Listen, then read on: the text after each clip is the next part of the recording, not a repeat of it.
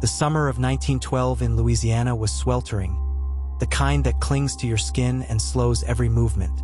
Swayze Lake stretched out under a pale blue sky, its waters still and deceptive. Spanish moss hung low from cypress trees, their roots buried deep in the dark swamp. The air smelled faintly of mud and decay, and the rhythmic hum of cicadas was broken only by the occasional splash of something unseen beneath the water's surface.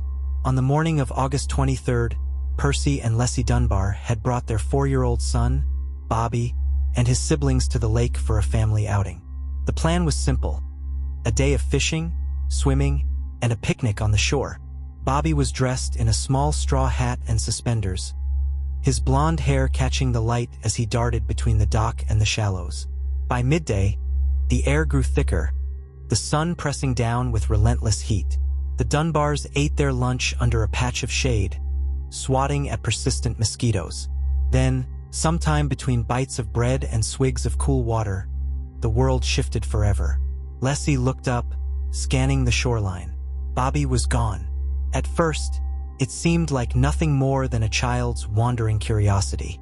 Percy called out, his voice carrying over the still water, but there was no answer. Minutes became frantic shouts. The family spread out, checking behind every tree, calling into the reeds, and peering into the murky water. By evening, the small lakeside gathering had transformed into a full-blown search. Neighbors arrived with lanterns, their lights bobbing like fireflies against the creeping darkness. Men with shotguns moved along the banks, watching for signs of alligators. Whispers traveled fast.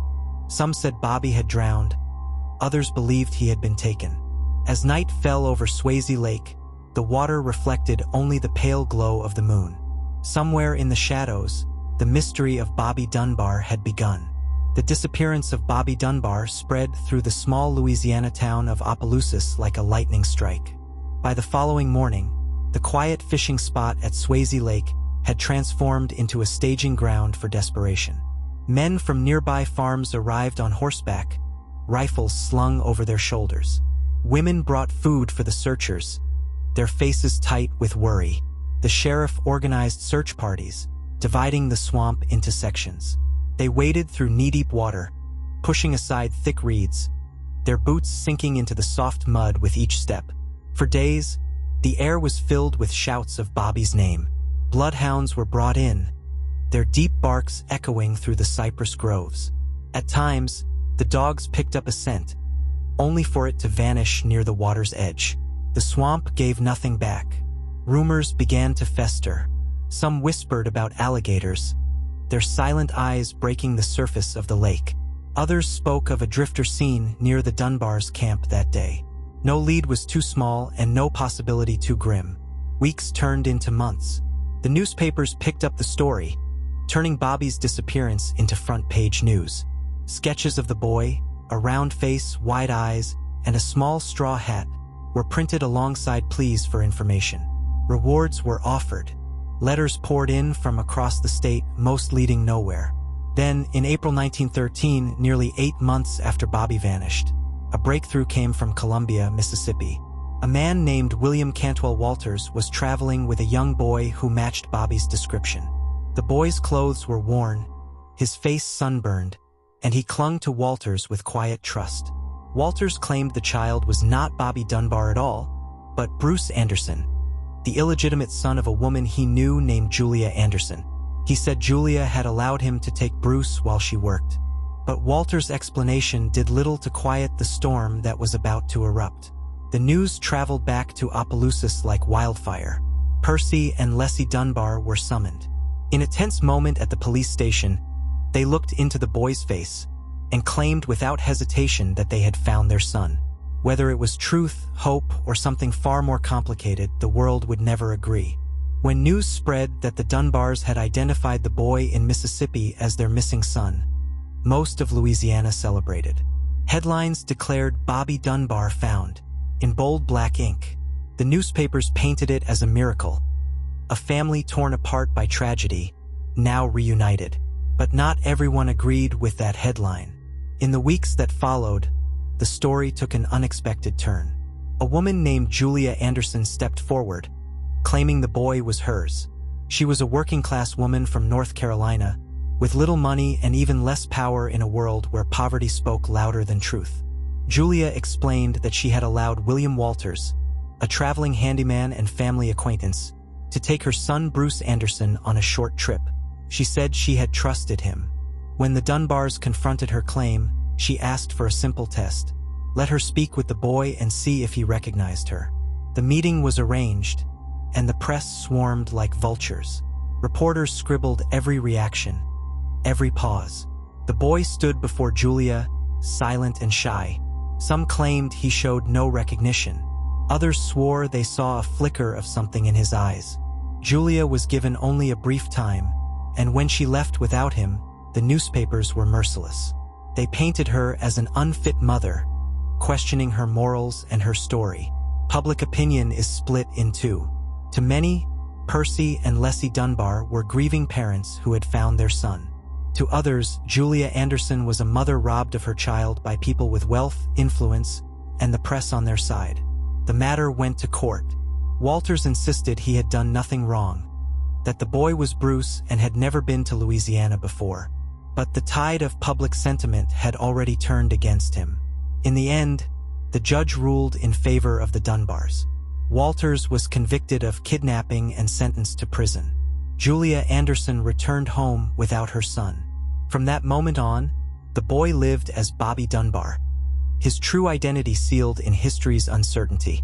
The court's decision came down like the final swing of a gavel in a theater performance where the ending had been decided long before the curtain fell. The boy, now officially declared Bobby Dunbar, returned to Opelousas with Percy and Leslie. Crowds gathered at the train station to welcome him, waving handkerchiefs and tipping hats. The newspapers described the scene as a joyous reunion, printing photographs of the child sitting on his father's lap, smiling faintly at the camera. For the Dunbars, life began again, but differently. They were no longer just a family. They were the center of a miracle story. People sent letters of congratulations. Church bells rang. Yet inside the Dunbar home, whispers persisted. Friends and relatives noted that the boy didn't seem to remember certain details of his life before the disappearance. Sometimes he called his parents by their first names. Julia Anderson returned to North Carolina without her son. The press quickly moved on, and her side of the story faded into obscurity. For the rest of her life, she maintained that the boy was Bruce Anderson, her Bruce, taken from her by a family who wanted to believe a certain truth. William Cantwell Walters was sent to prison for kidnapping. He served his sentence quietly, always insisting on his innocence. Years later, he was released, but the shadow of the case followed him to his grave. As the years passed, the Dunbars raised the boy into manhood. He grew into the role of Bobby Dunbar, a son, a brother, and later a father. Whatever his earliest memories had been, they were buried under decades of a life lived under a name that may not have been his. But the truth has a way of lingering, waiting for the right moment to resurface. And for the Dunbar family, that moment would come nearly a century later, with a revelation that would rewrite everything. After the trial ended and the headlines moved on, the story of Bobby Dunbar became something told in whispers at kitchen tables and in the corner columns of small-town newspapers. The boy at the center of it all grew up under the Dunbar name. He went to school in Opelousas, played baseball in dusty fields, and learned to fish in the same swamps where he had once vanished. To neighbors and friends, he was simply Bobby. The mystery of his early years was rarely spoken of, even within the family. For Julia Anderson, the years were quieter but heavier. She built a life in North Carolina, married, and had more children. But she never stopped telling her side of the story, that her boy had been taken from her, not lost. To her children, the name Bruce Anderson became a ghost in the family, a wound they inherited without ever having met the boy she spoke of. As decades passed, the people who had lived through the case began to die. William Walters was buried without fanfare. Julia Anderson passed away, still believing her son had been taken. And the boy known as Bobby Dunbar became a man, then a father, and eventually a grandfather. By the late 20th century, the story had faded into a peculiar piece of Louisiana folklore. the kind of mystery that older residents might recall with a shake of the head. Most accepted the official version. Bobby Dunbar had been found. Case closed. But in the shadows of family history, questions still lingered. And in the early 2000s, with DNA testing becoming more accessible, one of Bobby Dunbar's grandsons decided to face those questions head-on.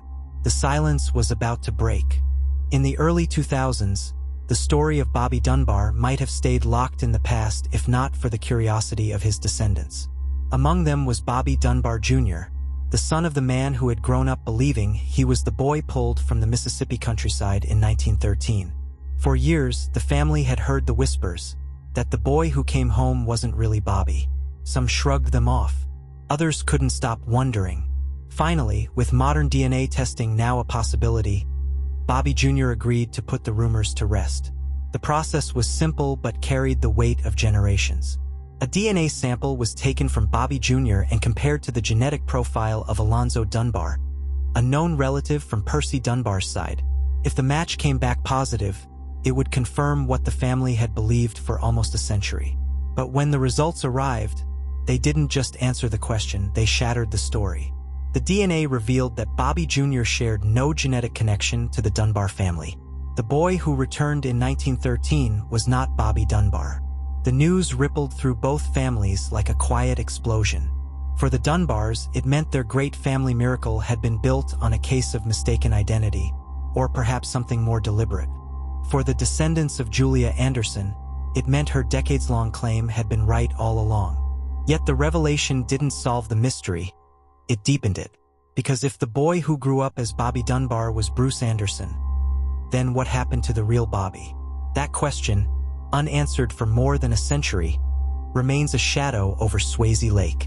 The story of Bobby Dunbar began on the banks of Swayze Lake, with a family picnic on a summer day in 1912, and it ends, more than a century later, with a question.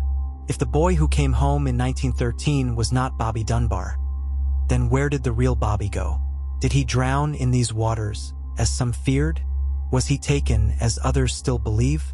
Or is there another story? One that never made it into the newspapers, one buried so deep in time that it will never surface? For Percy and Leslie Dunbar, the return of their son brought comfort, but perhaps also a quiet, unspoken doubt. For Julia Anderson, the verdict took her child and branded her a liar for life. And for William Cantwell Walters, it made him a convicted kidnapper until the day he died. The DNA test did not close this case. It only exposed the fragility of truth and how it can be reshaped by hope, grief, and the power of public belief. The swamps of Louisiana keep their secrets well. Swayze Lake still sits in the shadow of this mystery, its dark waters reflecting the cypress trees and the unanswerable question of a little boy lost to history. And sometimes, the truth isn't just missing, it's gone. This is Trace of Evil, where we look into stories like this one. If you're interested in this type of story, comment and subscribe to get more stories like this.